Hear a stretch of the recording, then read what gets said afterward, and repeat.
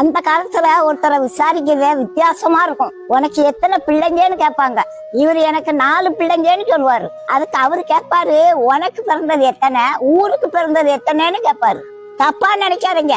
உனக்கு பிறந்ததுன்னா ஆம்பளை பிள்ளைங்க, ஊருக்கு பிறந்ததுன்னா பொம்பளை பிள்ளைங்க. ஆம்பளை பிள்ளைங்கன்னா என்னைக்கு நமக்கு சொந்தம் நம்ம கூடவே இருக்கும். பொம்பளை பிள்ளைங்க யாருக்கு எந்த ஊருக்கு சொந்தமா போகுதோ அதனால ஊருக்கு பிறந்தது எத்தனைன்னு கேட்பாங்க. பொம்பளை பிள்ளைய கட்டி கொடுத்த பிறகு தாய் தப்ப கொஞ்சம் ஒதுங்கி இருக்கணுங்க.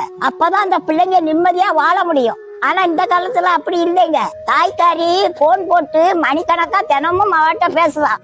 செல்லக்குட்டி உன் மாமியார பார்த்தால ராட்சசி மாதிரி இருக்கு, ஆரம்பத்திலேயே விட்டு கொடுத்துறாத, அவன் தலைக்கு மேல ஏறிடுவா. அவன் 1 கேட்டானா நீ 9 கேட்கணும். உன் நாத்தனார் ஒருத்தி வருவாளே, அவ மூஞ்சி கூட பப்பாளி பழம் மாதிரி இருக்குமே, அவட்ட எச்சரிக்கையா இரு செல்லக்குட்டி. அப்ப அவன் புருஷன்கிட்ட துட்ட கறந்துருவாமா. மக அங்க இருந்து சொல்வா, வேலை வேலைன்னு வேலை தாங்க முடியலமான்னு சொல்லுவா. அட செல்லக்குட்டி உன்னை எப்படி பொத்தி பொத்தி வளர்த்தேன்னு சொல்லுவா தாயி. நீ எதுக்குமா அங்க அப்படி வேலை செய்யணும், நீ தனியா வந்துருமான்னு சொல்லுவா. சரி போன வை, எல்லாரும் தூங்கின பிறகு ராத்திரிக்கு போன் போடுன்னு சொல்லுவா தாயி.